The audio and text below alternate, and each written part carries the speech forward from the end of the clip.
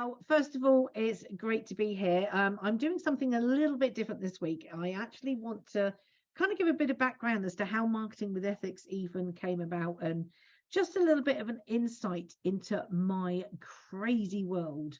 So I promise you, this is not going to be death by PowerPoint. I'm not going to have tons and tons of things going on there, but I just wanted to take some time to actually help you realize how marketing with ethics came about. So this basically, these are the most important people in my life. Of course, there's my soulmate and husband, Martin, at the top there. In the top right, I've got my 3 amazing children. That was actually at our wedding as well. My girls were the bridesmaids. My son gave me away. And I know it's hard to believe, guys, but they're actually 35, 30 next week and 26.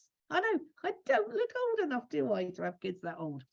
So below them are 3 out of 4 of my grandchildren. Unfortunately, I don't have contact with my 4th grandson. And finally, my gorgeous, gorgeous mum, and that was on one of her visits out to us, who has actually been my rock, even on times when I've not made it easy for her, bless her. So where did it all begin? Well, first of all, I left school, went on YTS. Most of you probably are too young to even know what YTS was, the good old youth training scheme. But I fell pregnant at 16. I just want to apologise for the photo. In my defence, it was the 80s, guys. I was hip and trendy at the time. So that, believe it or not, is my first baby girl. It wasn't difficult enough falling pregnant at 16, but she was actually also born 2 months early. She's actually 2 months old in that picture there, in doll's clothes, because we couldn't get clothes small enough for her. So like I say, you know, I was always told having a child at 16, that's it, you're never going to be able to have a career, because I was always very career minded. You're never going to be able to afford the nice things in life. And I think that is actually what spurred me on to make sure that I would succeed in anything I wanted to do. I was extremely lucky to, without this sounding nasty, but to be with losers that were quite happy to be stay-at-home dads and let me go out to work. I literally only missed 1 week at college with YTS, and I managed to continue my college course and complete my college course despite taking time out to have a child. So it was a case of, you know, I did many things. I worked in telesales. I literally did everything from picking up the phone book and trying to get double glazing appointments to standing there knocking on doors, trying to sell textured coating.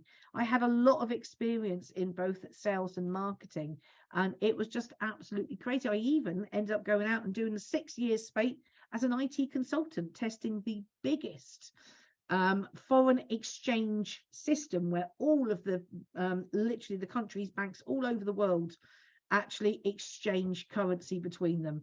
So I've had quite a varied, but it all seems to come back to sales and marketing eventually.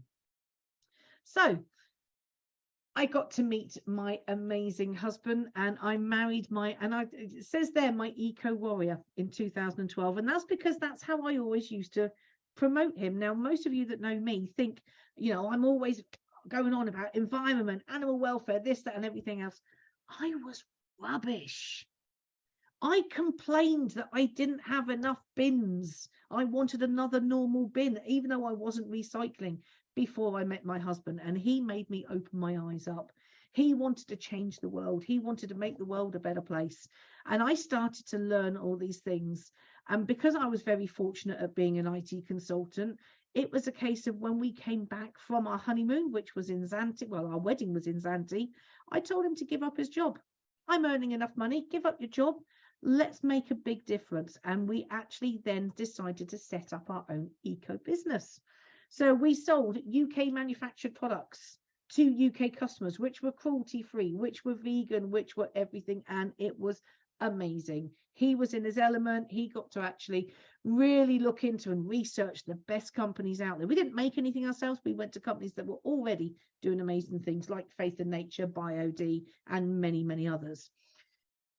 But we didn't get any customers. We actually realized that it doesn't matter how much sales and marketing experience we've all got, none of it was in the modern day. None of it was digital. We needed to go out there and actually learn how to do things on social media, how to do Google Ads. So I found the biggest and best #1 UK trainer for Google Ads and started to learn Google Ads purely to market this business. It was never to have a business of my own.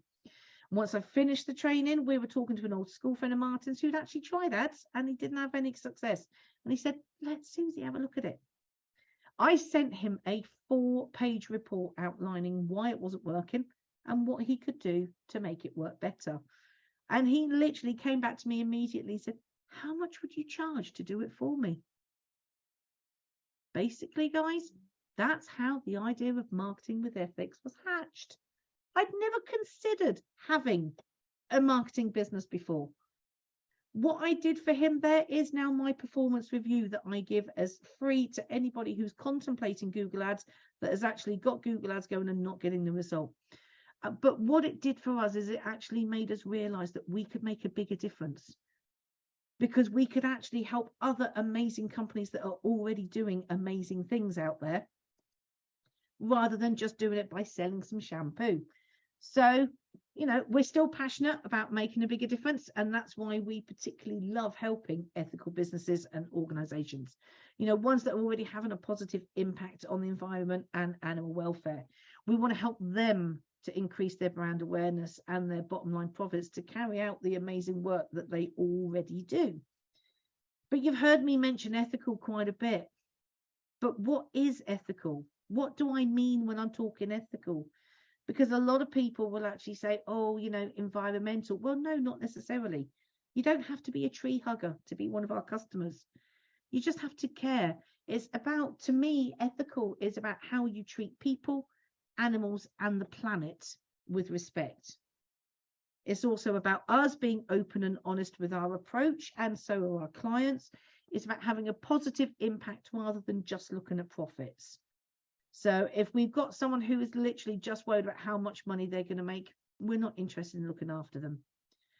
Honestly, we would love to make a fortune, but as you all know, any money we make just goes on the cats anyway.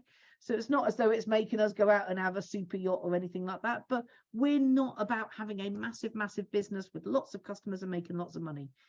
The buck stands with us, and every decision that we make is based on morals and values, and we expect the same from our customers. It's not just about making a difference, it's about being different as well. So what does being different mean to us? How are we different? Great example is every time I speak with a new Google support member, I get the same response to any of the campaigns that we've created, and it's like, oh, I've never seen campaigns set up that way. Now, they speak to many, many agencies, and each time we are doing something different. They try to give advice and say, oh, have you tried doing this? And it's like, no, I don't do it that way because of X, Y, and Z. So there's always a valid reason for it. We firmly believe that if you are being paid to manage something, you manage it. You don't leave Google to make all the decisions, which I have seen time and time again, unfortunately, from other Google Ads agencies. They let Google make all the decisions, which, yes, they'll get some great results, but they're not going to get the best results they can. Because Google's main aim is to give you enough to make you want to stay, but at the same time, they're a business. They want to make sure you spend all of your money. So I'm there about making sure, thank you. I'm there to make sure that you really do get the best out of it. The first thing we do is find out more about you and your business and what you're wanting to achieve. We find out who you are reaching out to. What are their pain points? And how can you solve their pain points? What's the lifetime value of your customer?